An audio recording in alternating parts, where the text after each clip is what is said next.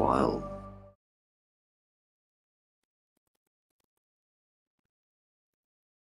Alrighty, so we're live. I'm here with Krieg and myself, the project director. Krieg, do you want to say hi? Hello. Okay. Hello. So you figure right off the bat, we have quite a bit to go over in terms of basically this week's progress, addressing the patch from yesterday, and just kind of giving a general update on just development as a whole. So, as always, I think we'll start on the level designer side of things. Let's see. It's still updating from the map you did. So what I will do is we'll talk about Treasure Island. So earlier in the week, we brought in Treasure Island, and that was a big step for us for getting it back to the status quo of Legacy. That's the biggest thing of doing this rebuild is slowly but surely bringing in the old content and essentially just improving it, looking at the pathfinding, looking at the collision, and making tweaks where necessary to make sure that it's playing and firing on all cylinders. So over the course of the week, as we brought in Treasure Island, we've been kind of just triaging it, looking into bugs, migrating over assets. There are a couple of road assets that are still missing. And technically, I've been talking to some of my artists, and we've been looking at coming up with a procedural, I guess you can say, road or dirt road generator to make the process more streamlined and easier for artists in the future. Krieg, I'm sure, will be able to talk a little bit about that for what he's been doing from a community standpoint. But it's one of those things where it just kind of was like, okay, great, we brought it over, it's in the game. Now, what do we need to do to it? What's all the feedback we've heard about that map over the last couple of years? And we've been addressing it. And we've finally been able to bring it in alignment of what I've wanted to do in terms of how the area actually looks geographically. Um, Now, we're getting to a point this week where ideally, Ephraim will getting to a stopping point for that map, and he'll be focusing on getting Calypso over. Um, there were a lot of things that just kind of popped up over the course of the week where we were like, okay, Ephraim, you got to just take a little more time off of Calypso. We need you to iron out the collision for these assets. We need you to look at the navigation for these rocks. I know there's an active report on the Steam forums in terms of basically Chelsea getting stuck in some of the rocks, and that person posted some pictures. So we've already sent that over to the artist that's assigned to that level, and he's already working on basically fixing it and course correcting the area so it doesn't occur anymore. So we are aware of that bug in Treasure Island, where Chelsea gets stuck on the southern tip of Euroboro Island. And we're going to be working to basically eradicate that by Monday because that's a very big thing that we're pushing for. So then that way we can get Calypso in. Because ideally the goal was to get Calypso in by yesterday, but that did not happen. So now the new moving ahead goal, the porting over Calypso, is sometime around Tuesday-ish, I would wager, of next week. It just kind of depends on just generally if you guys find anything crazy on Treasure Island. Um, and just the workload with that. Because my understanding is, I think Ephraim's on the audience. Ephraim, did you want to talk about Calypso? I invited you to speak if. Hit us with it, with your mighty knowledge.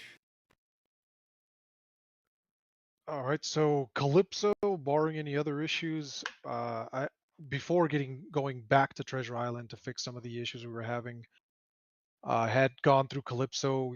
We had some issues with some of the assets that didn't come through when it was ported over. So I skimmed through that whole level already, kind of correcting certain assets that were missing that had null actors in them. Replaced the meshes, and pretty much all that's left to be done is adding the new zone borders and creating the helicopter nav. That was the only thing I was going to do when I initially hit Calypso, but I started going through the map just to double check things and found issues with the actors, so had to take care of that before moving forward. Thankfully, I was able to get that done before having to go back to Treasure Island to fix other stuff. Went back to Treasure Island, converted a bunch of the walls and fences there to removable objects because a lot of that was built before we implemented that functionality as far as removing obstacles. And we also ran into some issues where some of the ones that were removable had gotten corrupted, and it was kind of removing all the walls and fences in one grid when you tried to remove one section. So I had to go through there, test it a bit, and then I just decided to rip everything out and replace it all over again and tested it again. So it should be good to go. The only thing left on Treasure Island really is putting in rock formations for all the cliff sides. I'm probably going to end up ripping out those rocks on the coast that are there right now because they're pretty old. Uh, the collision is registering now, and I had added new collisions to those, but we got a report of her getting stuck there again, which is weird. Um, Not sure if that person updated or what's going on there, but I'm gonna give it maybe like a few more days to see if it keeps happening or just keep testing it. From the tests that I ran, she was getting stuck in other places that we're gonna have to look at that I don't think have anything to do with actors getting in her way, but that's another matter. But I didn't see her getting stuck in those rocks from the tests I ran during the week. Apart from that, yeah, it's just follow, just keep going on the detail for South Treasure Island, which shouldn't be that much. There's other things I'm going to kind of detail in North Treasure Island, which is just kind of putting more vehicles into the map because it just feels very empty as far as vehicles in some of the parking lots. And yeah, then get back to Calypso, put in those new zone borders, that helicopter nav, and that, barring any other issues, that bad boy should be ready to go.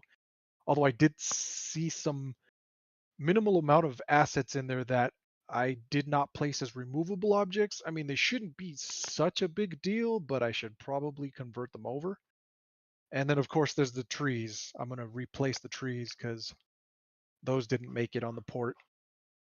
I might even end up replacing the trees in all the maps because we seem to have doubled up on some of the tree assets, and some of them are old and they don't seem to be mapped to the right assets. So I might just delete those and use the new ones because they're a little cleaner.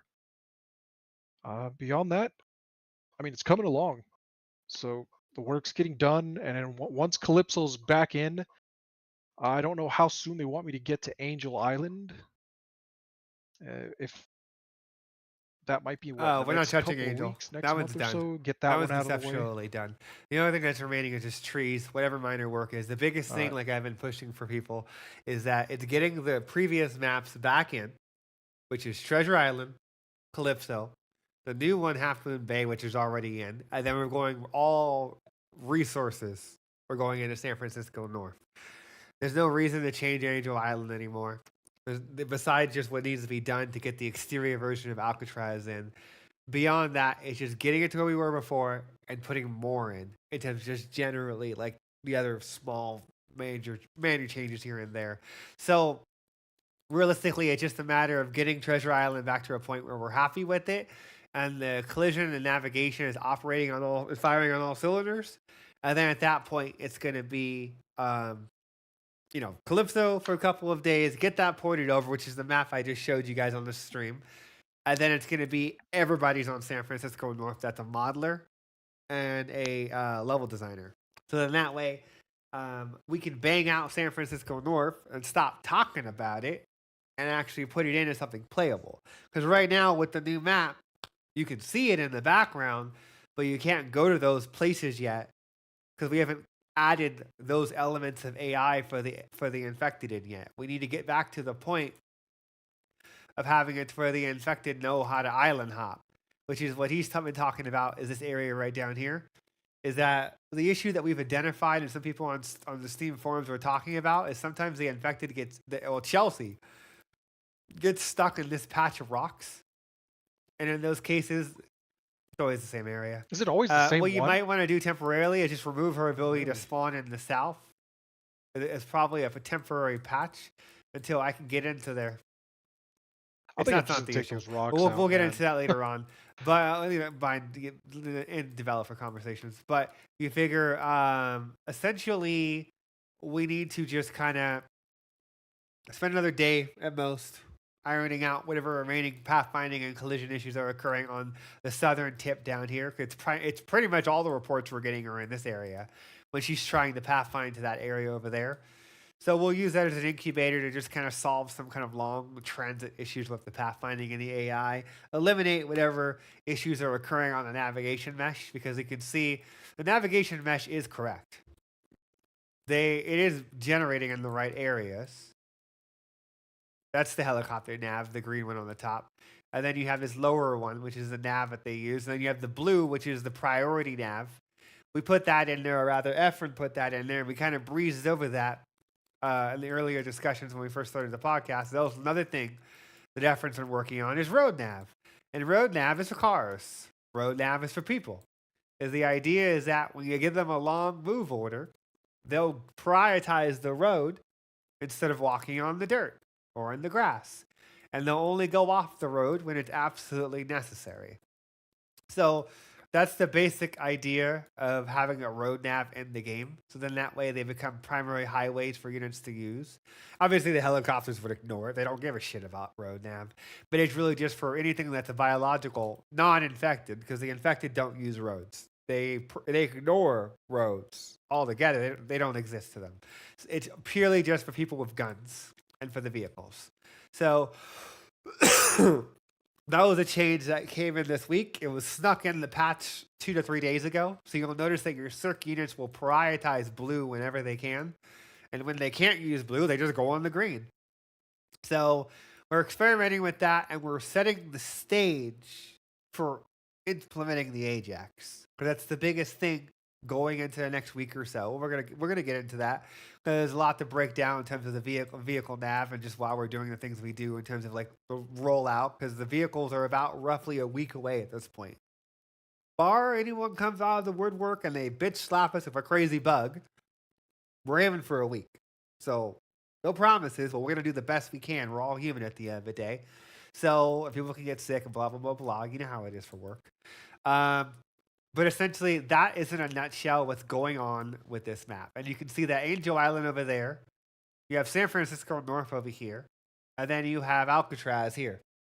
So you can see right now, obviously, this is the only area that's set up for gameplay. And like what Efren was saying, eventually this area will be unlocked within the next month or so when we add in the cross-island hopping for the infected. They'll put in the road nav. They'll get it so that's functioning the same way as it is on Treasure Island over there. And then the infected will understand how to transit. So it really just comes down to the programmers getting in the vehicles, getting in the doctrines. And then at that point, while we're also working on some minor operator polish, we'll work on getting some of the other AI infected types in so they understand how to spread up north. And then San Francisco North is going to be roughly around December. So Christmas time is when I would say that we would aim to open up San Francisco as a playable area. People can just go in there, and that way we'll have some level of textures on, but there will be areas that are untextured. So just keep in mind that's generally the game plan, so it's a layered rollout, and it's not overwhelming for us in terms of like 5 people. Okay, so that's this in a nutshell. Let's see. Now we're gonna get into Kriegies. So here, let me. I actually have to shut down the SDK because I have to update again. So let me save my work because I was cooking a build because after this I was gonna release a build for you guys to play for what I was about to show for the custom game options, the incubator version of it. So here, let me get that update, and then we're gonna go into the map that Krieg's been working on. So Krieg, as you know, is basically someone that's been kind of like advocating for being able to make some community maps on the side that are basically just small little throwaway horde missions, and just basically just kind of letting him just experiment. So I finally agreed to him after he was hunting me down every day. And let me see, let me find it. Okay, here we go. So Krieg, when it opens, you can talk about your map if and what you're basically doing to make a map that replaces the RTS co-op horde map. So as it stands right now, all yours. Go. Oh, there oh, on the spot. Yeah, so the intention is this was used to be an old map, but converted it. It's gonna be a horde rush. So you'll start off at that main dockyard to the left. And then there will be extra socks on the outside, on the outskirts, closer to the spawns of the infected that you can go to, but it's gonna be dense. gonna be a dense map, small one. And yeah, essentially operators will be able to like go through your little alleyways, or you can, as an RTS, put your troops through there as well to like dodge juggernauts. The main thing is just I need to get the roads down better to make it more accessible for the intent of vehicles in the future, and as well as the juggernauts because they're quite big boys. But you'll have to pay your way. Because one of the things, like I play RTS quite a lot. It's one of the main things I do whenever I play on the playtest. And the landscapables, like the bits that you can pay money to get rid of,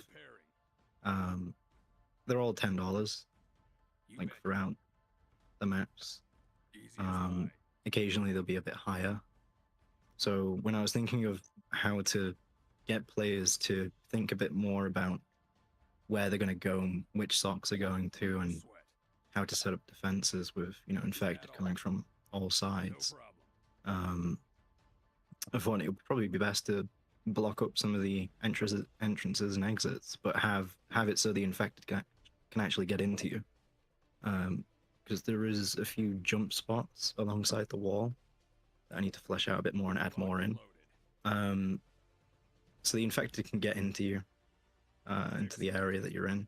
But if you want to go out and branch out and make more of a defensive line, you're going to have to spend money in order to do that. Instead of just getting a really nice defensive position set up straight away, you got to struggle a little bit more. Yeah, so one of the biggest things, like, you figure thing. this is also like a test for, like, I know a lot of people have been kind of like vocal about being able to mod for the game, being able to create user generated maps. This is also like a trial run for us. So, like, Krieg is kind of coming out from the outside looking in because he's kind of been a modder in the past for various games, and he's like, hey, I've done some modding, let me sign an NDA and I'll just fuck around your SDK and make some maps. So you figure that was kind of like the thing they were kind of going in, is like he's a good like stress test for like, what are we doing good and what are we doing shitty, and like, like, what can we improve? Because like there were certain things where he was just like, oh, well, how do I set up the socks? You just drop that one item in and it'll just work. It's like, really, it's as simple as that? So it's just one of those things where it's really great to kind of see people coming in from a modding background and they're looking at how things are set up and how they're configured, where they can really quickly just kind of put together like set pieces and deco. And, obviously this is very rough, but you can start to see the makings of a map here when it comes down to the lane of this lane, to the north lane, to this lane over here, where you're slowly but surely just kind of building out the area and setting it up to where, like, you have layers of defense and you have to hold them, and you can choose to push out more to go to the socks on the outer line. You'll get the money, but then you're stretching yourself more thin. So you have to kind of make the strategic choice of, like, yeah, you're trying to defend something that's over here, but do you want to put all your eggs in one basket here, or do you want to try and weather them down as they come through the three lanes and just kind of building? So I think it's great. I think it's one of those things where it's going to be interesting because, like, theoretically, if other people are interested and they want to kind of help out for making maps, I'm open to that. Just, I guess, contact me at Krieg. It's going to be one of those things where, like, if you want to get community mappers on the team to basically just kind of help flesh out some pandemic maps or flesh out some horde maps, that'd be cool. It's like a soft modding where it's like, you come in, you use our SDK, you make assets, or if you can make your own assets, you make your own assets, and then we'll just ship them as the base game, essentially. So if anyone's interested in that, they can contact me or Krieg or whatever, and we'll basically just talk to them on a per case basis, look at their previous modding history, and then be like, hey, do you want to get the SDK and make some maps? And then obviously it'll be dev approval because, like, you figure there's certain things we can and cannot do in a thing, but yeah, so it's an interesting thing there. Krieg's doing a great job. I love the set dressing and the environmental storytelling that he's doing, like stuff like this and everything else. So it's just, I think that it's going to be great. I think we're going to have a lot more of the show going into next Saturday, and that you guys will be very happy to just have small little like content maps to play as the programmers are catching up, as we're basically getting all the legacy content in. we're at least trying to sprinkle along some small little things here and there. You got the 3 pandemic maps. The third one coming in by the end of next week, hell or high water. And then you're going to have the 2 or 3 horde maps. And then as these get done, we'll see about getting other horde maps done. So that way we can sprinkle in and try and get it up to 5 horde maps or so. And then we have the 3 pandemics. And then from there, we'll just adjust. Because like you figure once we get the third Calypso, and as you guys know, we'll be focusing on San Francisco North. But when that's done, then we'll revisit and figure out what other cities do people want to go to, and then plan accordingly. So it's going to be really exciting. I personally can't wait for it. And it's just going to be a matter of time until basically we're back to where we were before, but better than ever before. So that kind of sums up the level design. Let me check one quick note from Dimitri. Camp. Okay, hold on. There was one thing that Dimitri wants me to show for Alcatraz. Let me open up that map.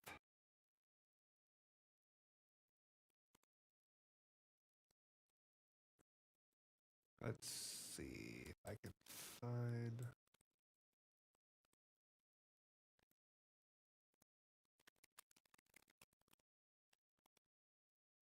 Hold on, I have to find the area he's talking about.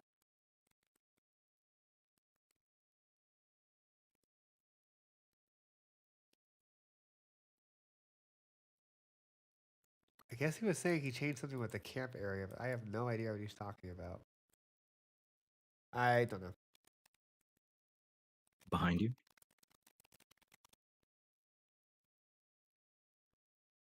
Yeah, I don't know. I guess I'm not going to show anything Camp before down it there. because I don't know what was changed.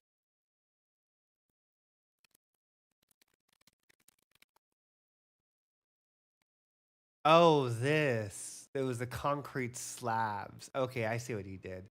He just kind of went through and just kind of made it a little more official in terms of some of the deco and some of the environmental painting and whatnot. Okay. Yeah, I was trying to figure out what he was trying to explain to me in his reports channel. He was like, yeah, I went through and I just kind of made the camp area look a little more official and nice. Let me just spawn in real fast. Whoa. That was what happened with Dimitri the did. textures? Let me go over there.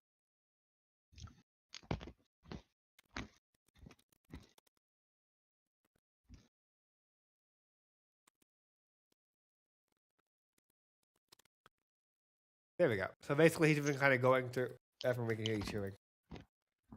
We're basically going through and essentially just kind of sprucing up this area and just adding, I guess he's just experimenting with some like deco for the ground. So yeah, that's basically what he's been working on. Is that plus he's been working on just basically just kind of designing up and just doing the interiors slowly but surely, of adding on all the details like the little netting here, little fences, and all the other stuff. So yeah, that's it for Alcatraz. Moving on.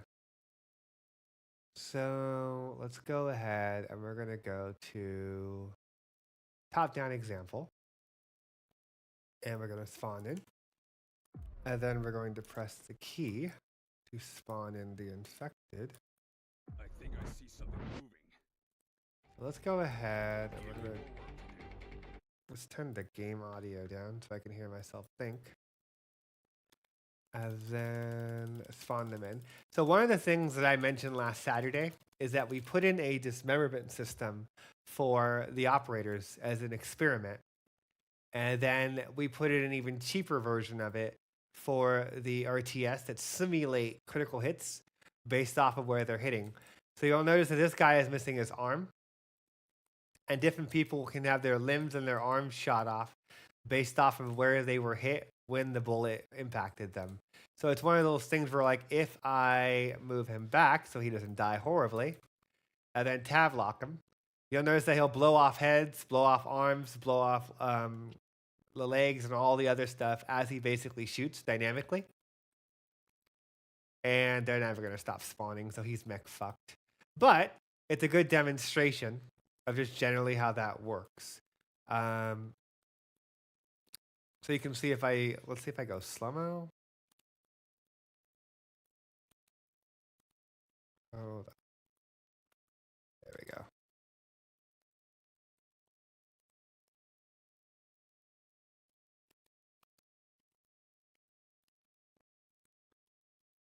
Probably should just put him in God mode, honestly. So you can see a good example of her arms got shot off, and just basically, yeah, the amount is probably gonna have to be tweaked quite a bit because it might be a little too aggressive for the amount of dismemberment.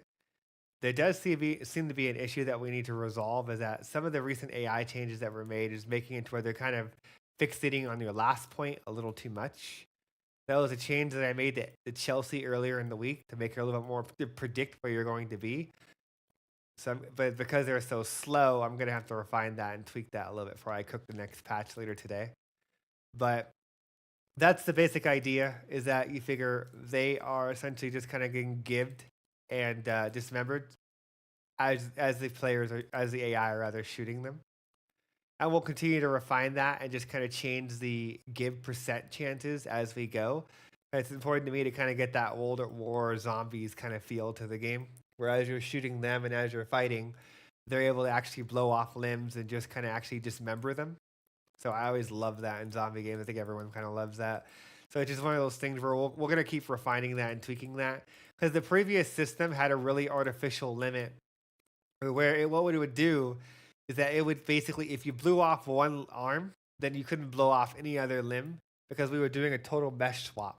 So what we're doing instead is we're essentially hiding the bone, and then long term, when Dimitri gets freed up a little more time, the idea is going to be is that we're going to have it to where we spawn a limb or an arm, and then throw that out into the world, similar to what World at War did, and Ghost of Tsushima does it too, where you can see there are clean slice points on a character's arms, where they're already pre-cut, and then what they do is they basically just cut it off or hide the bone or spawn something in that moment and then physics it locally.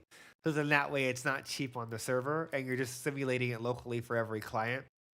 So that's something that, me and Michael are going to work on, and that this is kind of the first step for just kind of having better dismemberment in the game for the RTS, for the operator. So then that way it's more visually impressive. And then we just have to just work out that tech of having it to where when we hide this arm segment here, we spawn an arm or a generic arm at the exact same frame, with the exact same rotation and orientation, and then you won't be able to perceive it unless you're like going frame by frame by frame. But like pretty much every game does this to some point, especially when you have a high density amount of enemies. You can't really afford to have them like it's modular characters where you like have a bunch of like parts that you're independently simulating, but you have the arm and the legs and the chest and the head all pre-cut, because like at the scale of our game, it would be too expensive for the system and the engine to tick that many components and maintain and manage them. So our compromise for that was to go more in the direction of hiding the bone and then spawning in an object, basically like an arm or a head or a leg, and it's just severed or whatever. So that's something that we're going to work towards going into the next couple of weeks with me and Michael as like a little auxiliary line item, just to improve the underlying tech and just make it look cool. So there's that in a nutshell. And like I said, there's some weird oddities going on with the pathfinding. I already know what that is. It was an experiment I was doing earlier in the week with Chelsea's AI. I think it was Thursday morning. And I'm going to have to tune that up and tweak it a little bit. I'm not going to release a patch until that's resolved. The other thing that we set out to do earlier in this week was that there were a lot of issues with the Juggy in terms of just generally how he was prioritizing helicopters and how he was prioritizing units. So like in the last couple of builds, he was just kind of being like really, really stubborn towards attacking helicopters. Like he would just kind of stare at them. So I did work on his AI quite a bit towards the end part of the week to make it to where he would have better understand his limitations and what he needs to do. There's still some macro movement that I need to work out, but you'll notice that right off the rip, he'll actually see the little bird and he'll actually target it in your current builds on, on the rebuild that's released playable right now. Essentially, he doesn't ever target helicopters, so I did fix that. it seems to be some odd bug where sometimes the helicopter physics doesn't fall when it gets hit, but sometimes it does. So I'm looking into that as well going into Monday. It doesn't seem to happen that much in a cooked build, but it happens a lot in our editor. So there's something going on with their physics interpolation. So that's something we're going to look into and fix. But I'm more so just demonstrating a couple of things right now. I'm demonstrating his ability to predict where you're going to throw, where you're going to be. He doesn't cheat too much, but he'll at least try and guess where you're going to be at the time of throwing. So then that way he doesn't feel broken. Because I was experimenting with that quite a bit in terms of like how he was going to predict and lead the shot, but not make it so weird that it was like that. He almost got me. But you can see there's a little bit of macro movement I don't like. I'm not really comfortable with. Like he got me there. So I need to fix that macro movement where he feels the need to move so much on the ground. It's a little bit annoying. So that's like kind of a little bit of an AI polish I need to do for just making sure that he better understands. Like you don't need to move. You can literally stay in one spot and just throw the car.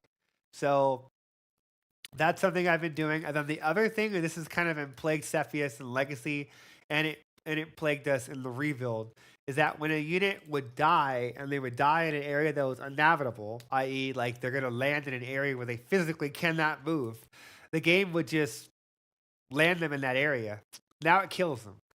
So at the time of the helicopter's death, it will do a calculation determining that can they even reach something that's landable that they can navigate. So you're not going to land on that planter and get stuck. You're not going to land on top of that tree and then have a guy that's just standing around.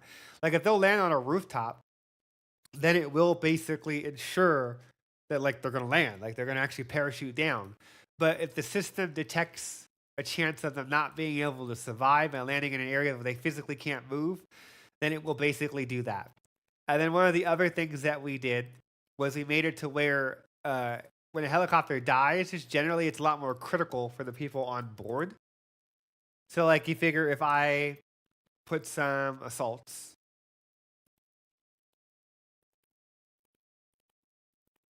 and I put the little bird on the ground, and I move you over here,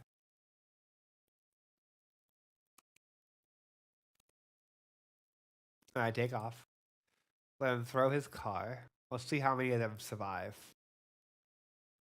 So you can see in the current version of what you guys have, the system is very forgiving for when they die. They practically didn't get any damage applied to them at all. But you can see in this version, pretty much everyone's about to die.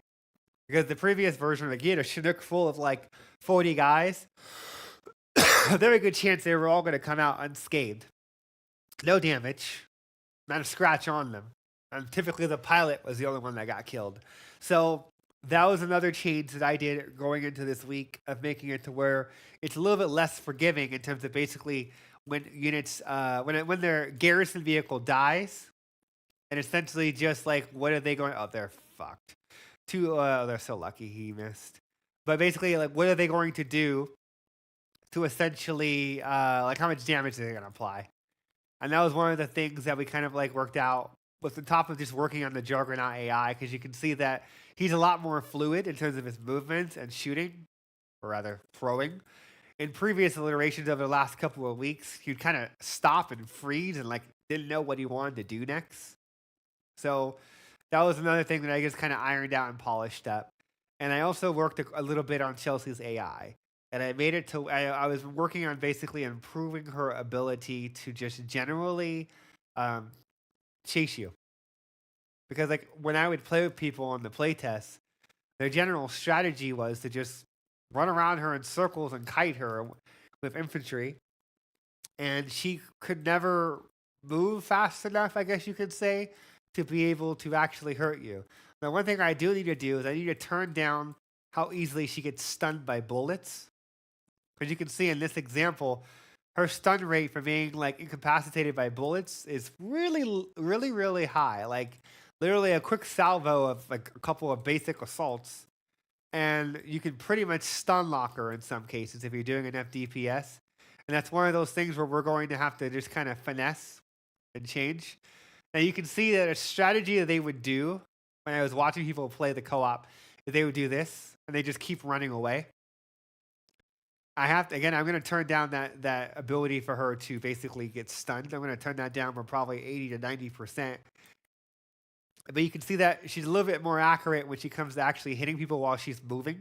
Because, oh my God, I watch people legitimately just do this and they just keep running or keep walking, especially operators. They would abuse the holy hell out of this whenever I'd watch them playing the game. And they just drop in a squad on a Black Hawk and kill Chelsea effortlessly. So this is a good little example where like I still need to kind of finesse and work on her AI a little bit because she's missing. She shouldn't have missed those 2 hits. So I'm gonna have to. That's something I'm working on going into next week. Is just kind of improving her ability to target you while you're moving, and then at the same time giving her abilities and her tool set of like being able to have some AOE's and just trying to like fix that jitter, that micro jitter that you see for her. She's doing better than what she did in a couple builds ago, or rather, all the builds. But there's still quite a bit of polish and tweaking I want to do to make it to where like she just grabs people and manhandles them and can insta kill them or 2-hit kill them. So that's something I'll be working on. Oh, she infected him. Looks like his animation's not properly playing, so I'm going to have to look into that. Is he going after me or is he going after her? Oh no, he's going after me, but he's just playing the wrong animation. That's something we'll have to look into. But you can see that she's better, but it's just not good enough. So that's something else that I'm working on going into next Monday. Is just keep continuing. I'm at a good place for the Juggernaut. I need to get his charge in. I'll get that in there in between working on the save system and a couple other functions. But I've wanted to basically try and just kind of iron out, working on multiple things at the same time, just to kind of like iron out different pillars of the gameplay. And at the same time doing the bugs and the crash fixes. So I just kind of rotate different rotations on different days. But definitely a good amount of time next week will be ironing out her before I finish up the save system to make it to where the end game boss isn't just, I mean, she needs to be worse than the Juggernaut, ultimately. Running into Chelsea is a death sentence in the early to mid game, where like in most cases she'll insta-kill or incapacitate entire groups of units if you're not actually coordinating and communicating, using stun grenades, actually targeting her critical points, watching out for her like AoEs and other attacks she's going to do, because she's heavily inspired from Mercer from Prototype. So it's one of those things where we need to kind of lean into that going into next week, and this is kind of the first step for getting her to that point, is at least being able to be more reliably attack people while they're running away and while they're walking away, and then bringing down that hit reaction system for her so it's not as deadly. So that was one thing that we kind of worked on for Chelsea. We did do some work I did squeeze in some more work for the save system. I was working, let me reset her so she doesn't spawn in and murder me. Let me just reload the map because I didn't save that. And then we need an engineer. No, yeah, we need an engineer. I don't want to open the blueprint. I want to go here. I want to open it. Oh, no, go down. Delete, delete, delete, delete, delete, and delete. So I need to get some more progress on the save system. I've been just kind of slowly chipping away as they're working on other items. And what the fuck? Oh, I thought I got rid of you. God damn it. Hold on. Let me go put her in timeout. So, location, copy, paste. All right, Chelsea, you're in timeout. You're going to go spawn that cylinder and leave me alone. So, here's the NG. Me and Derek were working on a lot of client-side issues, a lot of desyncs, a lot of crashes, a lot of bugs. And one of the things that we kind of solved was that when a client would join in the middle of a game, their sky crane would be invisible if they joined while a vehicle was coming in, and the buildings would be invisible.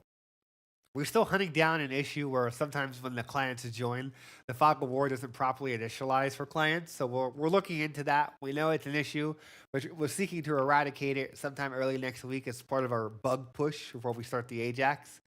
But right here in a nutshell, I'm going to show you guys. So if I start this building, I'm going to pause it. I'm going to save thy game if I can not be blind. So I saved it. And now if I load it, he's going to basically load it and then continue back where he left off. So I just loaded. So I was working on that also last week, where I was setting up their ability to save the progress of what they were doing, save the status of a structure, and basically load it. So that was something else I also worked on. I'm basically doing little bite-sized chunks as I'm working on the bugs, as I'm working on the crashes, and just communicating and playtesting the game on a daily basis with people. So that's a big line item done, but there's a couple of things that I still need to fix related until I'm like happy with the save system for structures. Because let's say if I do this and then I save, you'll notice that the progress bars don't reappear above it, like even though they were previously. So it's like little stuff like that, or I have to make sure that the state of the world is coming back to what it was exactly. It's trivial shit. So I have to go through and just make sure that, okay, if I'm loading a save game and I just loading all this other payload, I need to make sure that if it wasn't completed by default, create the in progress widget. So then that way the RTS player doesn't have to go around and do this just to see where the progress was. Because nobody wants to do that. Especially if you started a bunch of structures and then you walk away to go fight something and then you save and then you load again a day later and you're like, why do I have to walk up to all these structures for the fucking widget to appear? So it's like little stuff like that that I'm just kind of processing through. We're still working on that. So we're slowly but surely just kind of chipping away at the save system. If you saw the previous GIFs that I showed last week, a lot of the CERC level of the save system is coming in for like the money saves, patrol save, attack move save. And ideally, I'm getting to a point where next week, the only thing that should be remaining for the saving system is the faction manager for pandemic mode. So my goal is going into Wednesday, I have Chelsea done. I have the save system done. And there's maybe some minor tidbits here and there for the faction manager, which I'll have to collaborate and work with Derek on. And I'm going to go into that in a second of why.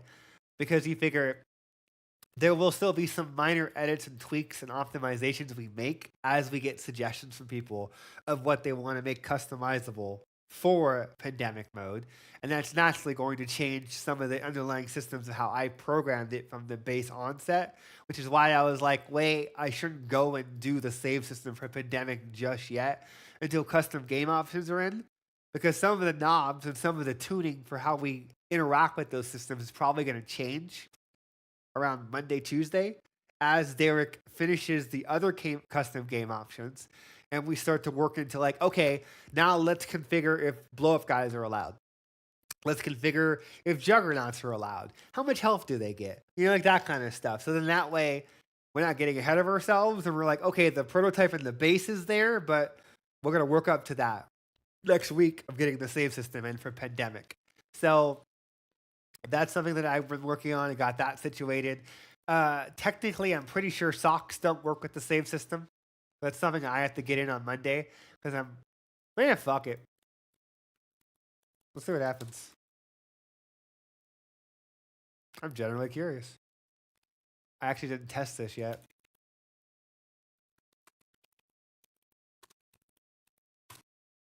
Yeah, I figured. Because what's happening is that basically the structure is being recreated, and the structure needs to call home, and it needs to reattach itself to the snappable object under it. So, like in our SDK, we have something called snappable objects, and the idea is that this builds the foundation of having strategic resources in our game. So later on, if we wanted an air control tower, which is what we're planning on for the super weapons like the Abrams and the Bradley and the Apache, right now you're giving them for free, but when we get to doctrines, we're going to add a progression. We get to hold a strategic resource and bring in those heavy armaments via C5 Galaxy, dropping them off at the airfield. But the idea is that this is like a snappable structure, and it allows us to configure anything. So you get a unique structure that can only be built on top of that location. So what's basically happening is that it's saving like the physical structure. I get the money, but it's not communicating to the hologram in the pre-placed level. Hey, I exist. Maybe you should fuck off. So it's just one of those things where we have to just kind of, that's something I have to fix going into next Monday. Because like technically the structure is save and load in every other variation but that. I guess I'll show it anyway. But one of the other things that I set out doing is I saw a lot of people when they were getting infected. So if I infect little Timmy here, that wouldn't happen. You wouldn't lose Fog of War. They wouldn't convert to the right faction manager, so it would still say they were CERC. It looks, let me just double check. Oh, I can't select him anymore because he's dead. But yeah, now there's a CERC engineer running around trying to kill people. So it's one of those things where that was a major bug last week, and we fixed that. Because we had a playtest on Treasure Island, I think it was, like earlier in the week. It was a video we put up on YouTube earlier. And it was like somebody was bringing to my attention during the playtest, why is this guy not doing anything? He's not attacking me. He's just standing around. Everyone gathered around on their RTS drone cameras. We were like, that guy's infected. He's playing his animations, but he's not actually properly registering. So you can see also that infected conversion was a hell of a lot faster than what it was previously. So just kind of ironing that out. I know there are operator players watching. So I saw Phoenix exploiting the holy hell out of this. Is that when you had an operator and they got turned, it wouldn't actually lock your camera. So that was another thing that I fixed this week, was refining the stun system for operators and making it to where you can't break out of it when you're infected. So if I possess him and then as the host I infect him, it's immediately going to kick you out and everyone's going to light you up. Because before, when we were playing earlier in the week, like it'd be like 5 or 10 seconds. So you just sit there and you're staring at them, and then the operators couldn't shoot him. The RTS people couldn't shoot him. It's obvious what he's doing. Shoot him. So you figure that was another change that kind of got in this week, was making sure that the game is responsive and CERC know what's going on. If someone's freaking out and yelling and screaming, shoot them. So that was another change that basically got in this week, based off of just sitting down, talking to people, playing the game, and having a good time. One of the other things that we set out to do this week, and oh my God, thank fucking Christ we got it in, because this took a long time, was the just the bugs and the other issues that we ran into really delayed us, was the custom game options. So this is coming out tonight. It's coming out in an incubation form, so it's going to be a little bit rough. There probably will be some bugs. I'm not going to lie. But it is the first version of custom game options. So if I go over to, if I learn how to press a key again, and I go over here, you'll notice that you can configure the health of juggernauts. You can configure the blow-up guys, the spitters, the brutes, and the standard infected. Now we're going to have more knobs. We're going to have more configurables coming into Monday. Right now, odds are there will be some stuff that we're going to no life and do over the goddamn weekend. So it's one of those things where like we're going to be working on this going into the weekend, going into Monday, to basically get it to a point of where it was in Legacy, but do it better. I love classic zombie movies. It's classic, like the whole, original Resident Evil 1, where they can only walk. Like 28 weeks later is when invented where they can run. So like we took more of a Left 4 Dead 28 weeks later thing. But I've always wanted to make Pandemic where it was your simulation of a zombie outbreak. And it's not canon. It's not the story. And you can take the mechanics and the systems that we've put in the game and make it your own. So as I mentioned in the Discord post, one of the biggest things for me was you can change the health, you can change the projectile damage, you can change the melee damage, you can change if they can run or walk, you can change, what else was there? If you can change it, they're even in the game. So then that way, people that don't want to see the Juggernaut, don't want to see blow-up guys, turn them off. Turn them all off. You can't turn off the standard infected, and you can't turn off the little guy builders. Those are the only two technically you can't turn off because they're instrumental to the entire gameplay loop. And as it stands right now, I have seen some suggestions about turning off Chelsea. I know in the past we said we were going to do that, but for the time being, we don't have the manpower based off of how far we're behind to engineer the time to do that. I will do that later down the line when things are caught up. Things aren't on fire. We're not being burned at the altar for not being done yet. So when I get everything that's already planned and done and implemented in, Then I'll look at other systems like that are like game changing, like no Chelsea mode. But for right now, that's off limits. We're not touching it. It's not happening for the time being. But it's a good idea, and I'll advocate for it in the future when things calm down, sometime next year. At this point, because we have enough on our docket already, where I don't want to, rock the boat in terms of like a new major mechanic and system like that. So I'm looking at the posts the people made on announcements of like the thread. So we'll look at some of the suggestions you guys have brought up. Some of them we were already planning. Some of them are good ideas that we didn't think of, like the infection rate on soldiers. The gas towers being on and off, that was a given. I didn't write that anywhere, but we're doing that.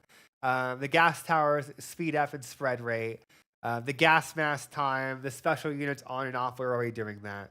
Toggling on super units, like the Apache and Abrams.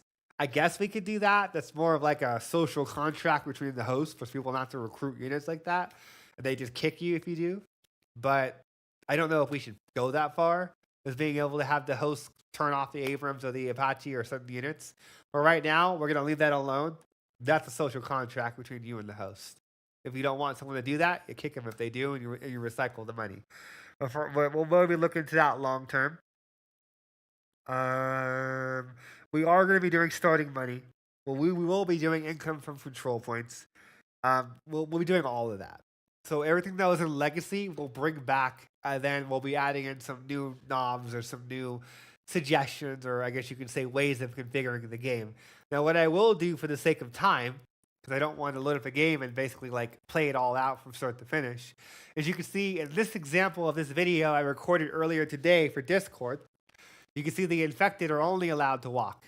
Now, they have that movement bug that I have to go fix, and I know where that is. I have to go resolve that code after the podcast, and I'll patch this out. But they cannot run. In Legacy, in the current rebuild, they run whenever they're a certain minimum distance away from you. I think it's roughly 1,000 centimeters, off the top of my head. So it's roughly like probably the size of like one of these pillars to the other pillar. If you're beyond that distance, they're going to just take off in a 28 weeks later run. Now you could turn that off. And you can turn that off on a per infected basis. And this will be coming out tonight. You'll be able to change the health of the infected. So you'll be able to make them bigger or higher or lower.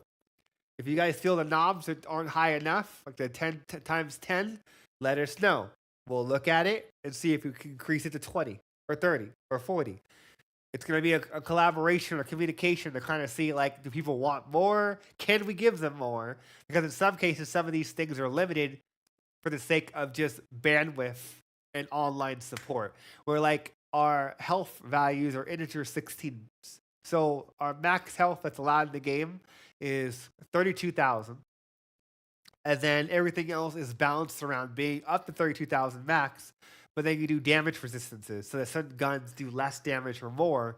And that allows you to account for a lot more. So one thing we might be able to do is also, if people decide that they want to go higher than that 32k health, is making it to where you can adjust just the global damage resistance. So then that way you can keep the health at 1 or 2, but you can make it to where they're just more damage resistant or whatever towards like the guns as a whole. So there's different ways of finessing this to make it to where you can get more out of the game. So if you want the House of the Dead, Resident Evil 1 type zombies, you can get that experience where they just eat up bullets. It's whatever the hell you want at the end of the day in terms of your ideal zombie situation, pandemic or whatever. And that's the direction it's going in.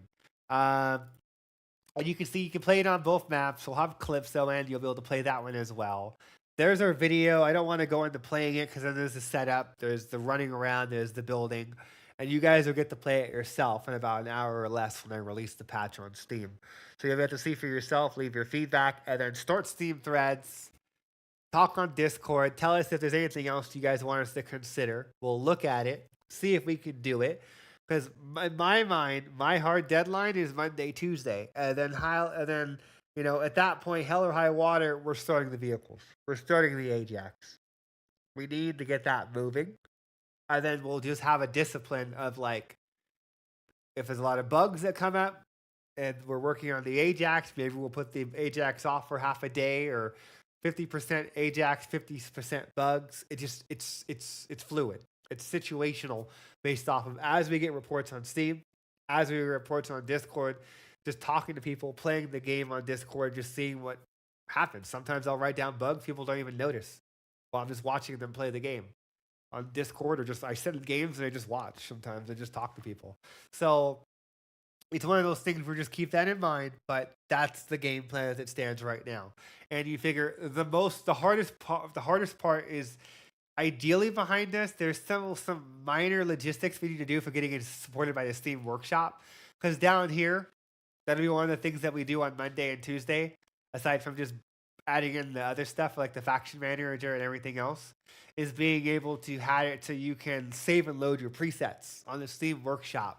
That's really important to us, for being able to, like, not everyone's going to have the patience to sit there and tweak it and adjust it, you know what I mean, and find a game balance. The people that do have that patience and do want to go in and make a 28 weeks later run, or a Left 4 Dead run, or a House of the Dead, or Resident Evil 1 run, and they turn off all the special infected, and they turn up the standard infected, and they turn off their ability to run, or because there'll be a lot of settings. So then that way you can kind of just subscribe to someone's mod, and we'll just add a new category on the workshop. So that's something we'll be adding going into Monday, Tuesday, and next week, and Derek and I will be collaborating on that. Worst case, there'll be some bleed over into Wednesday if we need to, because really what's going to take the longest is just adding the faction manager and retrofitting that to facilitate custom game setting overrides for turning off some infected types. Shouldn't be that bad because we just do a whitelist, blacklist approach. But you never know. It's game design. You gotta always got to plan for the things you can't predict, the unexpected. So just keep in mind that's our current agenda when it comes to just getting that in there, getting it playable for you folks, so we can get back to the Ajax, which I'm just gonna address this now. The Ajax is an incubator for everything that comes after it, i.e. the JLTV, the Striker, the Abrams, the MRS, like the Bradley. Basically, we perfect it and we build the platform and we put in the turrets and all the weapons for the Ajax, i.e. the Humvee. Get it perfect. Get the pathfinding to where no one can find any issues with it. And then we bring in the other vehicles. And we can do that rapid fire. Because like we did for the Little Bird, it was 2 or 3 weeks for the Little Bird. And then out of nowhere, all the other vehicles came in within a week. Because we had already worked out most of all the logistical fuck-ups and all the weird things that were going to occur for the Sparrow, for the Little Bird. And then we were able to scale up pretty rapidly to bring in the other units. And that's the game plan for the Ajax. So in our mind, we're aiming to try and get all the vehicles in within the next 30 days. And then in 60 days, we're looking at doctrines. And then starting civilian evacuation. So we're trying to get to a point either by the end of this month or next month to have the rebuild be the default experience, the default install for Cepheus Protocol. And that the current legacy build is relegated to a beta opt-in. And then eventually that beta opt-in will be deleted about after civilian evacuation and dynamic civilian groups are in. Because then at that point, it's burn it at the stake. Like, Buffy fucking stab that motherfucker. Because at this point, we need to just kind of move on and start to just kind of get these systems working. Let's see what else we have here for a list. Let's see. Oh, right. So let me open up my videos that I have downloaded for the other stuff that we have to show. So another change that we got in is when I'm playing as the operator and I just see other people playing as the operator, it is really tedious. Actually, like if you're actually in it, you're focused, you're trying to shoot, you're trying to hunt, you get all of this visual clutter. And I've talked about this in the past, how overwhelming that can be. So this is another change that we got in, where it's the build progress and operator mode, where you can make it to where you don't see any of them. You can make it to where you do see them. And you can configure it in Unreal centimeters or UU to how far you want to see those. We got in the drone visibility last week. We didn't really talk about that too much, but that's another system that got baked in just to help out the operators out there and just make sure that they had a little bit of tools there to play with. One of the other things was setting up the skill level. So we've heard this again and again and again since Legacy, is that, okay, that what do the levels do? It's nice that it increases the health. It's nice that it increases their target acquisition. But people want more reasons to, I don't know, keep an engineer around, keep an assault around. So one of the things that I set out to do this week was add a little bit more value to them when they level up. You have a reason to keep your engineers alive. And this will trickle out as we get into doctrines and I have a little more time to breathe, to just kind of like apply these levels of, I guess you could say, efficiency to each unit. And I can take a little bit more time to plan out how it affects the assault. Because I know the pilot in my mind is the efficiency of the weapons, getting to the point of being able to self-repair the helicopter when they're out of combat on the ground, not moving, like in Company of Heroes.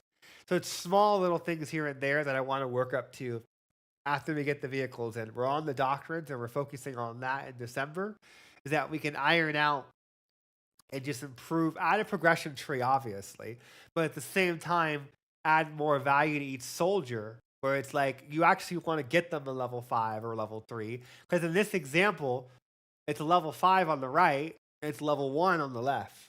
But level 5 can repair a structure 2 times as fast. Because he's a little more proficient at his job, is the idea. Or, no, sorry, it's the left on level 5 and the right on level 1. I am so sorry. So yeah, this will be a quick little example of just kind of showing the different rates.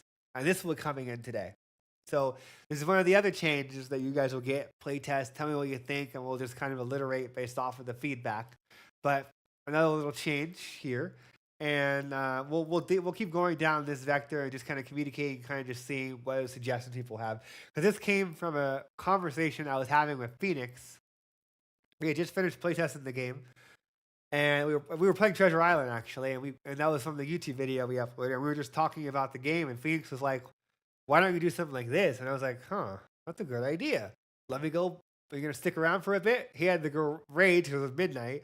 And I was like, okay, well, I'll tag you in it tomorrow, and you can kind of tell me if this is what you were thinking. So I did a test. I went and implemented it. I played it for a while. I loved it. I kept it in. And I ended up tagging him the next day on Discord. It's just one of those moments where it was a collaboration, where it was just basically like, oh, hey, like this would be cool. And then, it ended up being a thing. So now it's going to be in the game, and we're going to just kind of keep pushing it as we go, because it's something that I've wanted to kind of do, and we were able to prototype it and get it in, so we got it in. Okay, so let me bring up my other notes. So one of the other things that has plagued people for playing in co-op was when you crash and when you get kicked, or you just leave. So there weren't a lot of redundancies in place, and that was one of the things that we set out to do this week, was adding redundancies where like the player on the right just left the server, but when he left, all of his money got transferred to the host, and that would be depending on your control mode. So if you're in open mode and it's just a global pool, then it just goes to the global pool. If you're in split mode, then if someone leaves or crashes, then it just gets split evenly amongst all players. So then that way, it's a little bit of redundancy in place for basically being able to cover just unpredictabilities of you have to leave, or someone crashes, or someone's trolling, and you're not screwed. Especially when you're in split money mode, you had to kick someone or any other number of things, and then, well, you never get that money. And the unfortunate effect, if someone crashes, you were just kind of screwed as well. So we got that in there. We also got in operator linking. So what that means is that basically, previously when someone would leave, the game would not properly tether you to who built the operator. And what it does is it starts a 300-second timer. So if that player doesn't reconnect from that 300-second timer, that operator they built will be just deleted, is the idea. So that people don't leave lingering operators into a session. And then that way, there's no reason to do that. Like if someone crashes or leaves or whatever, it just delete the operators and then continue the game. So we did that. We got that in there. We got it in there so if you reconnect during that time, it'll relink those operators, so then your progression goes back to you.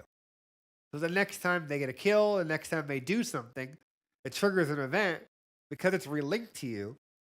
you'll get that XP, you'll get whatever level, and that 300 seconds that you were gone reset to you. So you don't lose any progression, unless someone deletes your operator, but you're playing. There's nothing you can do about that. So we got that in there. We got it in there so it relinks the colors. So if you leave and come back, it also relinks that. So that's another thing that got put in and it got situated. So that's in there and that's working now. And then, let me see. Hold on, I must check my notes. Let's see, is there anything else I need to hit upon? Sorry. Yeah, I think that's pretty much it. I'm not gonna bore you guys with the bug reports and the other things. There were like 2 to 3 different other things that we did, but it was more mundane, like fixing simple shit. Like there was a bug that presented itself on Saturday, Sunday, and again on Tuesday when we did the playtest, and I fixed that. Well, me and Dare collaborated on it to fix it. Where sometimes certain infection structures, the gas towers, and defense pods were not targetable. So I'll put that out now. That was fixed. But then, ironically, it broke something with the helicopters on the patch we released a day ago because they were using the logic that they were using, and it was basically causing a math issue. So that was fixed in a hot fix this morning at like 5 a.m. So the helicopters and the ground infantry should be perfect and firing on all cylinders as of the patch we did a couple days ago, and then the patch we did this morning at 5 a.m. for the helicopters. We didn't put out a patch note for that, but it's just letting you guys know now.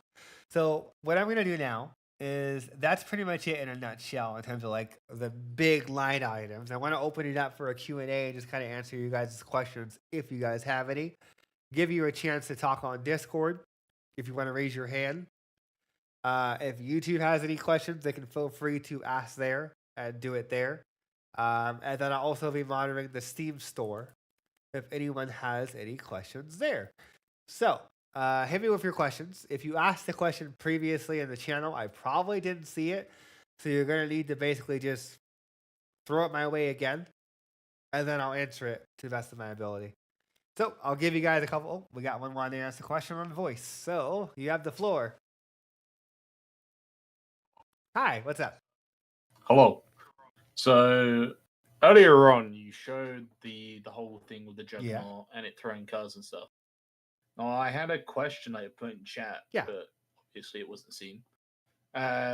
Would you make it so, not for now, but in future iterations, you use the environment for ammo instead of just putting my a car only out of his concern ass out was nowhere? with that was it becomes, I got this question a couple weeks ago actually, it becomes a rug pull because if those objects are landscapable, you could sit there and delete them before he even goes to touch them. Because the issue is that all the cars in our game are removable. So then it becomes like you can literally just make him run after his own tail. I was originally going to do what you were suggesting, but then I opted for the Left 4 Dead approach because it was more, you can't exploit it. And I get from the gameplay aspect, it's kind of cheap, but the show must go on. At the end of the day, like he needs to be able to attack helicopters if he's being swarmed, and there's a finite amount of objects in the world. Does that make sense? Which then I would propose what happens originally. So there are 2 variants of his ammunition. There's cars and then there's rocks. Now, he uses rocks when he's no longer near a car, but if a car is within the environment, he can pick up the car and use the car to throw at things. Therefore, just being more environmentally aesthetic. Yeah, because the only problem with that is then people are just going to delete those objects before they touch them, unless we make them not landscapable. Yeah. You know what I mean? Yeah, that's why I was saying rocks can still be picked up no matter what. You pick up concrete from the concrete roads, or you pick up a tree, you throw a tree. You don't have to make them objects because they can be pulled out from anywhere. Yeah, you can't delete the ground. No, for the time being, they have to stay the way they are because you figure there's not enough rocks on the map. Yeah. Like that would require us to literally just place so many rocks; it would be obscene. Because I don't think you understand. I don't mean make rocks. I'm saying. Oh, yeah, I know what you mean now. Basically, trace to the physical material of the ground, and if he's on dirt, he grabs a rock. If he's on concrete, he grabs a car. Is that what you're saying? Out of nowhere? Well, if a car is nearby, so you essentially add an AoE search. If car is in vicinity, use car model, delete said car asset within area. If not, pick rock up, use rock outside. That still comes back to the same problem. There's still a limited, finite amount of those objects in the world, so it doesn't solve the problem. Is the biggest issue, because let's say you have a couple of rocks and a couple of cars. Once he throws those 4 objects, he's not gonna. He's screwed. The helicopters can just harass him. Because I've seen people build 6 Black Hawks. That I think you are not realizing. I'm saying he has infinite rocks, limited cars. Because you can pick up how much concrete you want out of the floor if you're on a road or in the dark. So the rock should be infinite. The car shouldn't be. The car should be like a unique thing of him throwing because he's got a car near him. Yeah, I understand where you're coming from. You understand let me think about that one. But yeah. And yeah, the second thing that I had was coming to your options section where you are going to be adding options. So I made a question of why are socks fixed location instead of sector locked with a 1 build max? Maybe add an option to toggle fixed locations depending on playstyle. Excellent. Because you're getting the resources from that sector, I'm assuming, not from that specific location. Okay, so I'm trying to wait. So you're saying that basically, I know the resource node should be sector bound instead of location bound. If you understand. So if they were in that region, they can only build 1 max of that building in that region, but they could place it wherever, so they can build a base around it instead of it being weird places like parking lots and stuff like that. Because what is the background reasoning for that, apart from just ease of access? It was more so set that way for strategically, so then that way it would force them to basically defend key locations or power positions, and that way, because the problem is that everyone built in the key best position in the entire game, and then like there was no skin in the game, there was no reason to push out. You could literally hide. We had that previously. We had a command truck where you would go and you would deploy that, and then everyone just hit it, and they optimized the fun out of it. They would literally go to like the border of 3 zones and place down 3 structures, or in this case, the 3 cars, deploy them, and then set up a mega base around it, and it made the game too easy. But then at that, basically people would just gamify the fun out of it. So we did experiment and try that in the past, and it didn't feel right, and it just made the game too easy, and it made it too hard to balance. Because again, people would just do that, and it was like, oh my god, they did it again. Like everyone just building on the borders and just making mega bases. So for the time being, that's going to stay with the socks, and then something like that could be a mod later down in the future when we push for adding modding. But in the vanilla base game, we intentionally changed that because people were just gamifying the fun out of it. Okay, I was just making sure because, as I said, you were going to be making an option. Oh yeah. I appreciate the question. Like the option. What I would say is, as you come up with other questions and other ideas, feel free to drop that into that thread, and then that way I can just look over it. Other developers will look at it and we'll be like, oh, we can't do that. We can't do that. This is why. And that way is at least an active, like dialogue back and forth. But those are still good suggestions. It's just some of them are just not in the vibe of like what I'm going for based off of like what I've experienced in the past. And it's just, okay, like we'll let a modder do that, or maybe that's something we could do later on down the line, but it's not that'd be a big major system to do. Okay, so I think Phoenix had a question, and then we're going to jump to YouTube. All right, Phoenix, all you.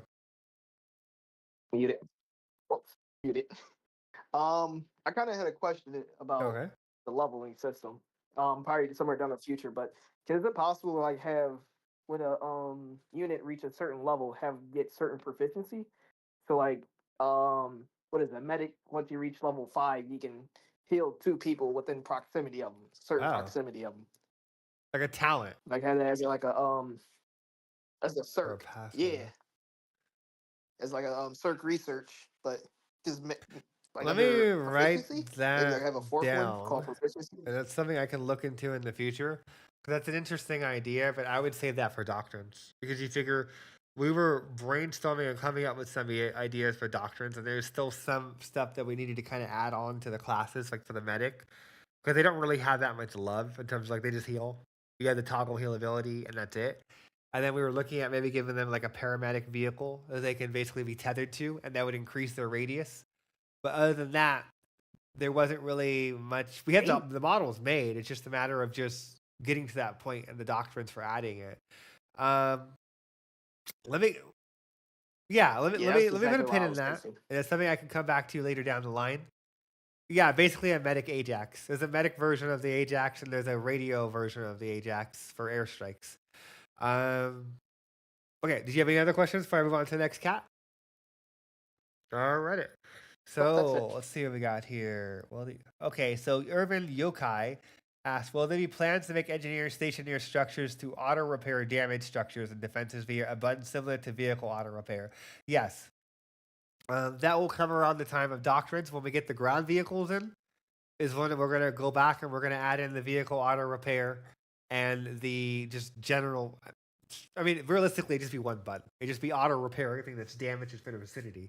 I don't think there's a reason to itemize it to that degree where you like separate vehicles and structures. You guys can correct me if I'm wrong, if you could think of another situation where you think you would need that. But I feel like just having a generic auto repair, and then anything that enters their radius or their bubble, they'll just go up to, they'll repair, and then they leave. And then they go back to where they were previously or whatever. So I think that's the better way of going towards it, instead of having like 2 new buttons and then go from there. But yeah, you are correct. I'm looking at our Trello right now, and there's a big red button on that one. So you're absolutely correct. We're gonna put that back in. It's just how like we put in the run mode, and we're gonna just so I'll mention this now. We're going to squeeze in the formation increasing size and decreasing size. That's going to be coming back. I know some people have mentioned that to me. They were wondering what happened to those. Of like, because that's really useful for spitters and rocks and a bunch of other stuff where the current formation is the minimum size. And then you can press a button and they'll spread out dynamically. So that is coming back. Just bear with me. And then we have another question here. Let's see. Let's see. Where was the other question? I just saw it. Oh, Ice Money asks, can you let us revive dead CERC agents or recover their bodies so we can buy them again with all their cap from the med tent? All their cap? What do you mean by all their cap?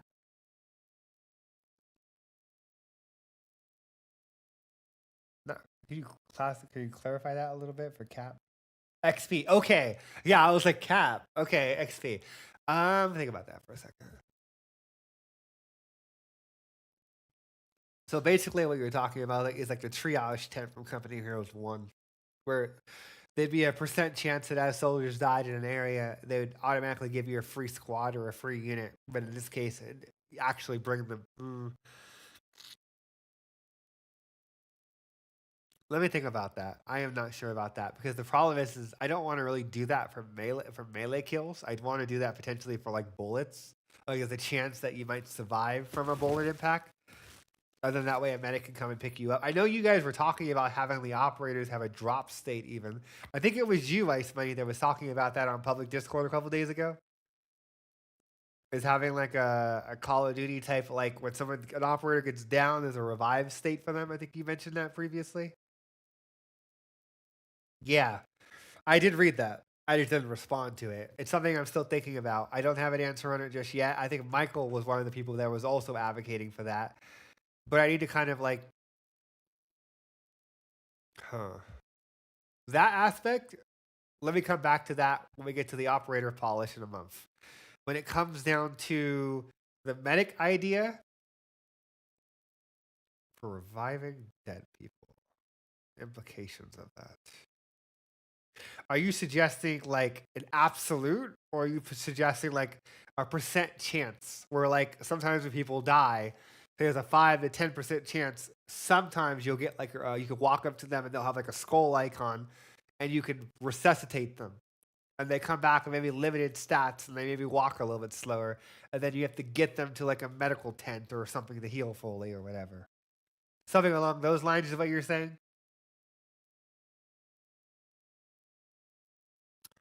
I like that. That's an interesting idea. I'm gonna write that down, and then I'll come back to that in the future. So let me put that on the TBD. Is medics being able to revive units? Now, what'd be interesting for that is tying it to the level. So a medic can attempt to resuscitate someone, and based off of their level, it would increase the probability of them succeeding. That might make it a little bit more interesting, so it's not an absolute. Or sometimes you'll get like 2 or 3 guys that flag themselves that died, and then you'll have like a bleed out time of like 60 seconds or a minute. So if you get there in a certain amount of time, your medics would be able to like use their proficiency of level to determine the rate at which they might be able to resuscitate that person. I think that would add a little more nuance to it and kind of build on your idea. So let me write that down, and it's something that we can look into around doctrines, I would say, and like about towards the end of the month. So just remind me when I mentioned we're working on the infantry and the doctrines and the airstrikes, and we can bring this up again and potentially do like a play test or like a limited test on the weekend where I put it in there, and then we just see how it feels. Because a mechanic or system like that is relatively simple. It's like 1 or 2 days, maybe 3 at most. But it's like, obviously, there's other implications of the gameplay and the balance. Like, that's something I'd want to test on like after a podcast, ideally. And we just see how it feels. So let me just finish writing down this note. And then if you guys have some more questions, drop that in the channel. And I'll answer them. So, level determines chance of being able to revive them. Save. Okay. All right. What else do we got for questions? Yeah, basically like the battlefield defibs. That's a good reference, point of reference for what you're saying, Europan. Sub-Zero asked the question, would future repair take inspiration from Company of Heroes with the staffers at the repair camps? I mean, yeah. I mean, that makes sense to me. Are you talking about the overheal? Or are you just talking like just the base level?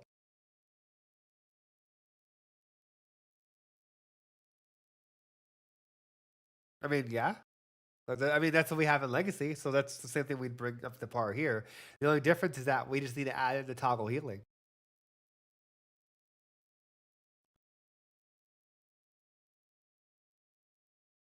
Oh, not that, no. I didn't, okay, yeah, no, we don't do that. No. If you have an engineer, you can heal as many vehicles as you want. So it'd be like 1 engineer for every vehicle. There's no global limit, if I'm understanding what you're talking about there.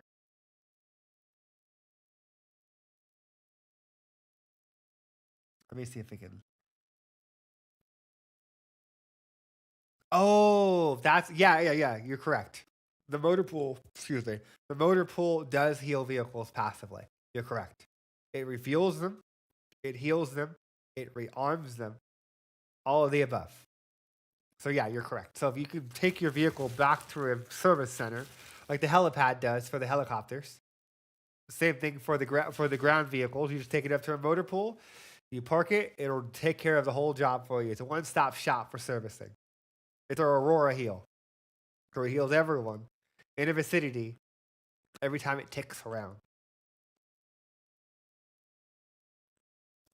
So Jake asked the question, will there be a time the game will eventually see dynamic weather events that last longer?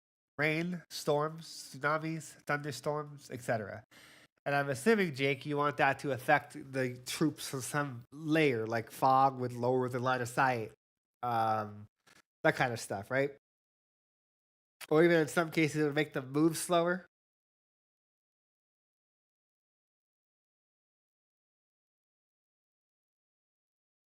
He's typing for the people that are watching on YouTube.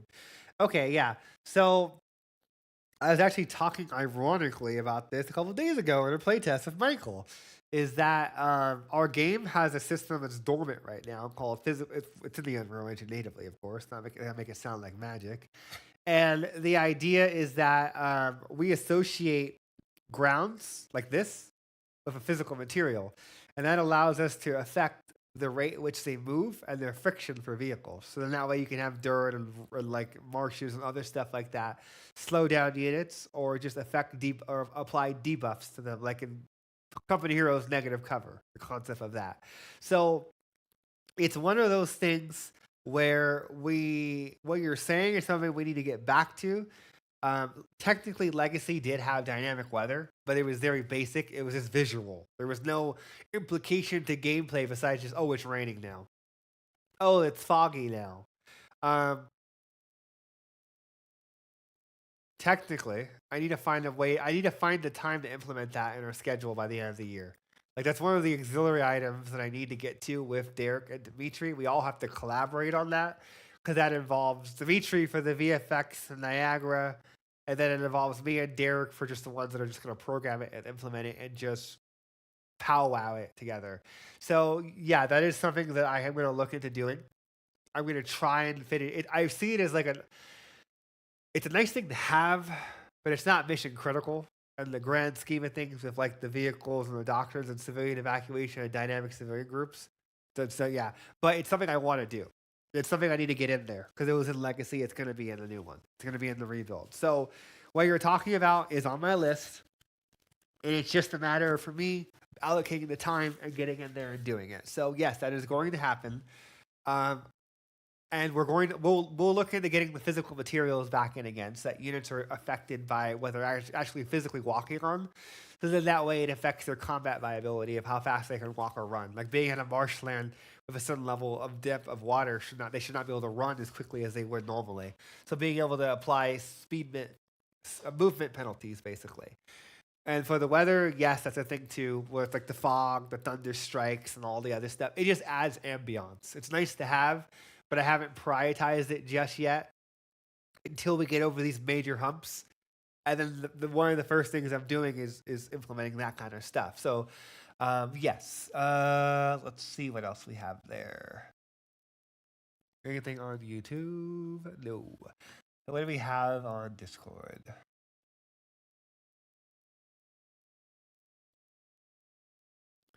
So Phoenix asked, of course he asked, will there be team killing when the game is done? Will you be able to kill friendly and player units with airstrikes and grenades? Grenades already team kill by default. Airstrikes always team killed because we're assholes. So you're already going to be able to do that. Probably shouldn't have told him that. He probably didn't realize that. Bummer. So let's see. Moving on. Let's see. Will that affect zombie line of sight when you get to the weather effects? If we had it to where it really only affected the CERC because the zombies are more of a hive mind and they're basically more coordinated, I guess you could say, of communicating. Let me get back to you on that one because you figure the only things that really affected his ability to see was when you deployed smoke in Legacy and when you did what was it called? But the fog only affected CERC. I'm pretty sure the fog affected CERC only in Legacy as well. It was the only weather effect I think that affected it. I have to double check with Derek on that one. Well, let me come back to you on that one because you figure there are some things that we want to do with the infected going into the end of the year to just make them excel. Like one thing that I was talking about with I think it was Krieg, Durvar, and a couple other cats is that there's no real threat at nighttime. And it's something that I want to try and fix, ideally this month, when Michael's working on the standard infected, is that he needs to double down on having different subtypes of the standard infected that make them a little bit more unpredictable, and also having it where they gain mutilators or buffs at nighttime to make it more deadly to go out. Because we were recently playing 7 Days to Die, and in that game, well, depending on your custom game options, you actually feel the pain of being caught out after dark. And that reminded me how much it sucks ass in Cepheus Protocol. So it's one of those things where I want to kind of improve that in terms of basically like making it to where there's an actual distinction between playing in the daytime and playing at nighttime. Because at nighttime it should be terrifying. At nighttime it should be, oh wow, I wasn't paying attention at the time. Like you should feel the need to get a helicopter to pick you up. You should feel the need to go back to your fob. It's safe. It's secure. You know, that kind of stuff. So we need to look at some of the smaller impact items that we could do going into this month from a programming standpoint to essentially add a little more tension to nighttime. So it's a little harder.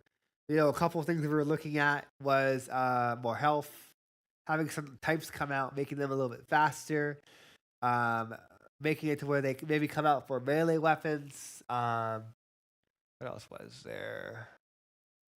Maybe having them patrol or basically search the area more vigorously, so they're more likely to run across you and make it to where they respond to you quicker.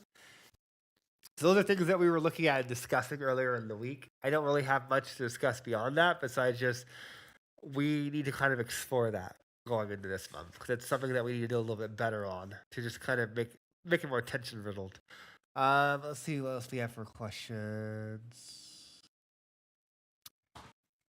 We will take questions for I'll say about 5 minutes, and then I'm gonna go work on the build and work on getting that AI issue fixed so I can cook a build, push it out. Let's see what other questions. Yeah, so basically like what you were saying, Irvin Yukai, where it's like Dead Rising, 7 Days to Die, Left 4 not so much Left 4 Dead, because all the Left 4 Dead casts are very similar for the standard infected. It's just having different casts of like a police would have different stats to a SWAT, to a normal zombie, to a hazmat, to a firefighter, to a paramedic, to a soldier. Basically looking at the demographics of infected and then giving them slight different modifiers of how fast they move, what kind of melee damage do they use, that kind of stuff. Just add a little more range to them, and then just having a little more like models in terms of basically just like variety. I'm sorry, is the word I'm thinking of. So, definitely zombie dogs was something that I was talking about, and I need to kind of follow up that on Michael and see what we can do to look into that, because we do need to kind of again add that tension. So Jake asked the question: first-person POV vehicles with detailed interiors and free camera inside of them to see yourself and soldiers inside. So we prototyped this in Legacy about 2 or 3 years ago, and it's one of those things that we need to kind of bring back in the rebuild. Is having it to where we did have it to where you could shoot the turrets similar to Battlefield or Call of Duty, and we did have it to where you had like a GTA type camera where you could move the camera and then be able to aim and shoot. That's the goal as it stands right now. If you're a person that's a passenger, you're just going to be a GTA type camera where you can pan around and look around, and that's the way we're going to keep it for the time being. Anything outside that scope of being able to see in the interior or having a position, a seat you can sit on in the top inside, we're going to leave that alone just so we don't bite off more than we can chew, because those are all things we can do long term. Like me and Michael have talked about potentially bringing back first person in some shape, manner, or form for when you're aiming like in Breakpoint or Wildlands, but that's just out of the cards right now. We have so much stuff going on. There's so many moving parts. It's like those are nice wish list items for later down the line to explore, kind of deal. Right now, our focus is just like, the core experience and just kind of getting that situated at the same time. Wrapping up, because in my mind, we need to leave early access next year. Early access needs to be a done deal. So we need to get the rebuild done, ideally around December. Maybe there'll probably be some bleed over with the dynamic civilian groups, definitely, and civilian evacuations. That might bleed over in the January, February. But then once we've done the status quo, once we are done with 1.3 and we can enter 1.4, that's the campaign, and 1.4 is leaving early access. So it's like getting to that point and then figuring out what comes next for like stuff like you're suggesting. And we'll do polling for that to figure out what people want us to prioritize on.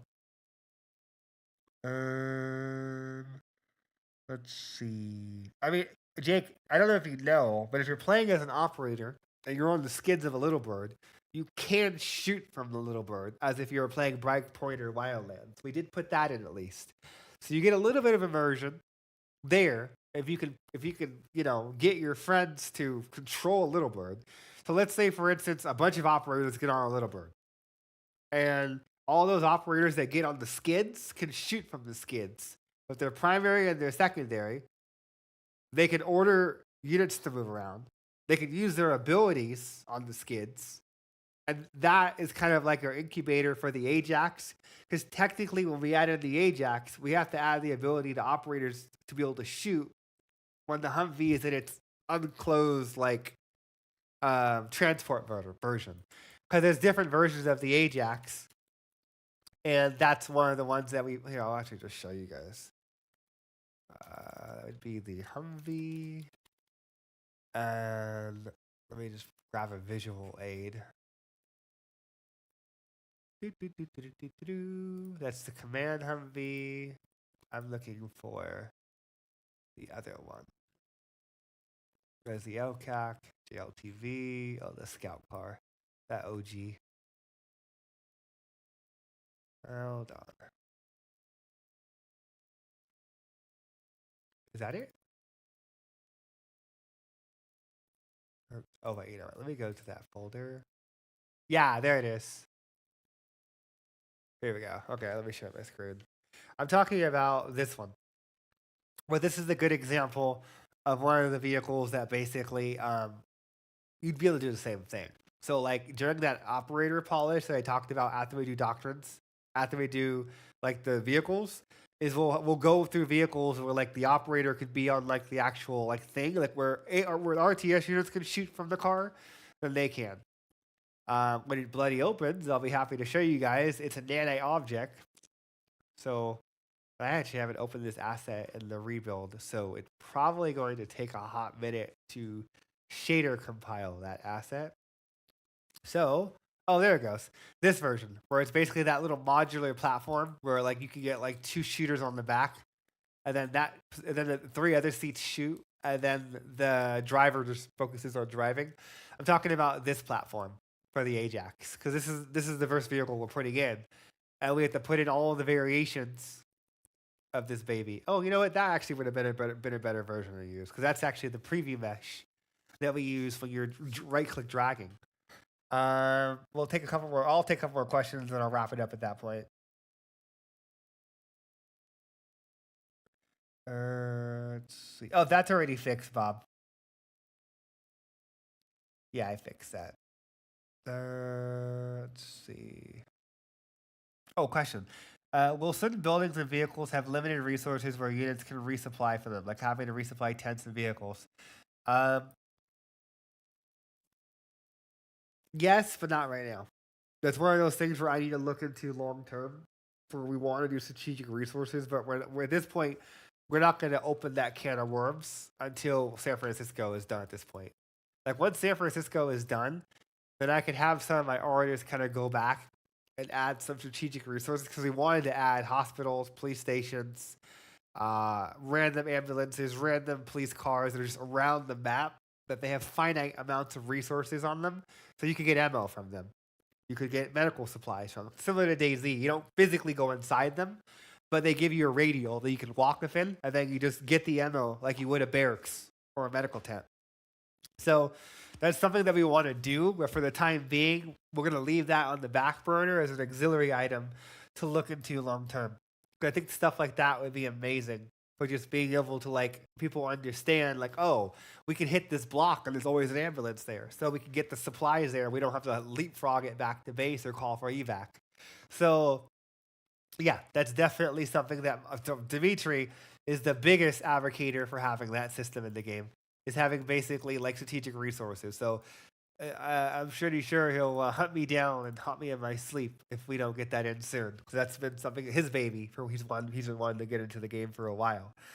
Okay, so I'll take one more question. Oh, like Sub-Zero, and then we're at that point, I'm going to go work on getting the next build out.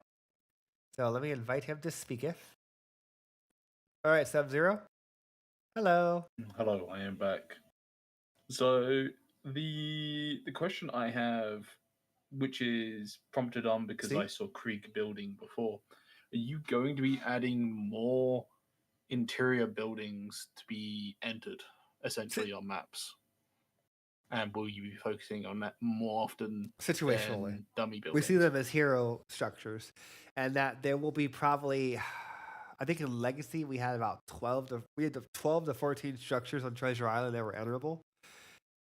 They were done that way so that when we got to the point of getting the dynamic civilian groups, they could live in them, and you could clear them out as basically like a little strategic game of cat and mouse. And sometimes they would hide in them, and then you'd have to clear them out and you could use them more of like, I guess you could say you don't have a use for them, but they do because they live in them and they use them for like food and other stuff and safe housing.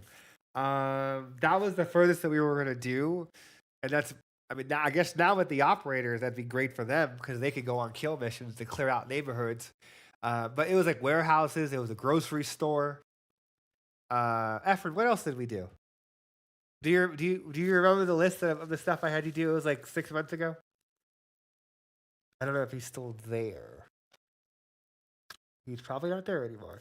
Okay, so I don't remember off the top of my head, but I know there was around 12 objects, give or take, that we did, and we'll do more. The biggest thing is we can't overindulge or go super crazy with that because that adds more cost to the world because it's more cells. It's more stuff we have to keep loaded and, like, I guess you could say calculating at all times. So we're very conscious about, like, not going too overboard because at the same time, like, how do I explain this? In RTS games, generally, you have a larger scale to accommodate the camera and the units and have meaningful gameplay. And to add interiors to every structure, if we did it to real world specifications, it would feel so claustrophobic, the gameplay wouldn't feel right. So we only do it for certain hero objects that we can make it work on, and it's not going to feel janky. Does that make sense?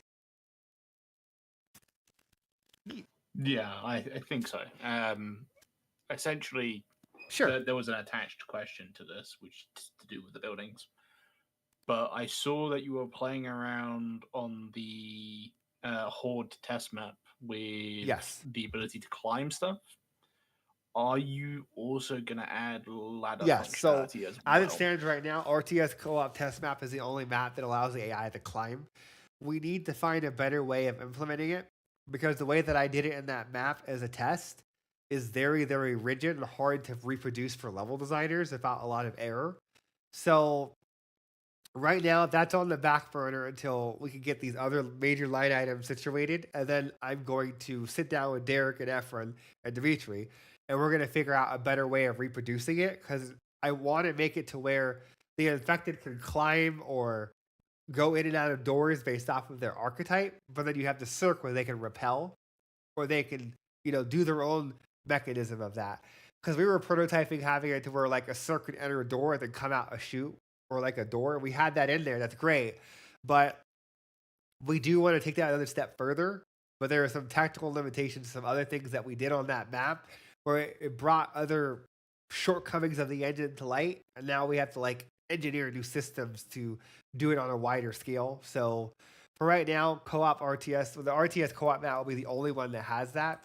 And then we'll R&D something and get that into the rest of the game for the other pandemic maps and horde maps eventually.